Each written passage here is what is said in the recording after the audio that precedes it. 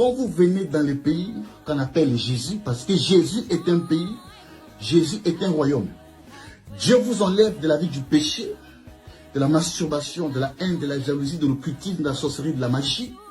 Dieu vous fait sortir de l'état du péché, de la vie du péché où vous êtes certainement présentement, pour vous amener dans un autre pays qui est le royaume. Parce que dans le royaume, quand vous venez dans le royaume, il y a des lois à respecter. Il y a des choses à ne pas faire parce qu'un enfant de Dieu ne fait pas tout ce qu'il veut. Donc quand vous venez dans le pays qui est le royaume de Dieu, il y a des choses à respecter, il y a la parole de Dieu. Parce que dans le royaume de Dieu, il y a une constitution, c'est la parole. Notre constitution, c'est la parole. Nos lois se trouvent dans les Écritures.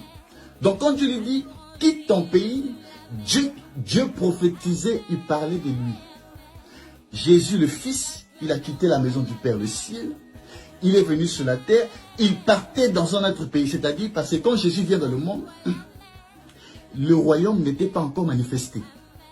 C'est pourquoi il dit, dans le pays que je te montrerai, c'est au futur.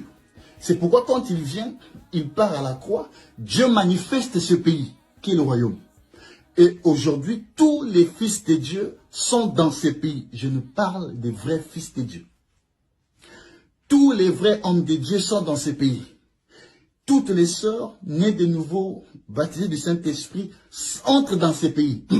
Si vous êtes dans une église des hommes, si vous écoutez la pensée humaine au lieu de la parole de Dieu, vous êtes dans une église des hommes, vous n'êtes pas dans l'église de Jésus. Si du matin au soir, on vous prêche des choses qui ne sont pas écrites, on vous raconte des histoires, au lieu de vous prêcher l'évangile, au lieu de vous prêcher l'évangile véritable, on vous parle des histoires. Vous n'êtes pas dans l'église de Jésus. Je poursuis. Il dit, dans le pays que j'ai montré, je viens d'expliquer à l'instant. Ensuite, il dit, je ferai de toi une grande nation. Dieu ne parlait pas à Abraham. La nation grande, c'est Jésus. La grande nation, c'est Jésus. Comme je l'ai dit tout à l'heure, Jésus est un pays, Jésus est une nation. Je ferai de toi une grande nation et je te bénirai, je rendrai ton nom grand. Je donne l'écriture. Dieu parlait de Jésus dont le nom est devenu grand après l'œuvre de la croix.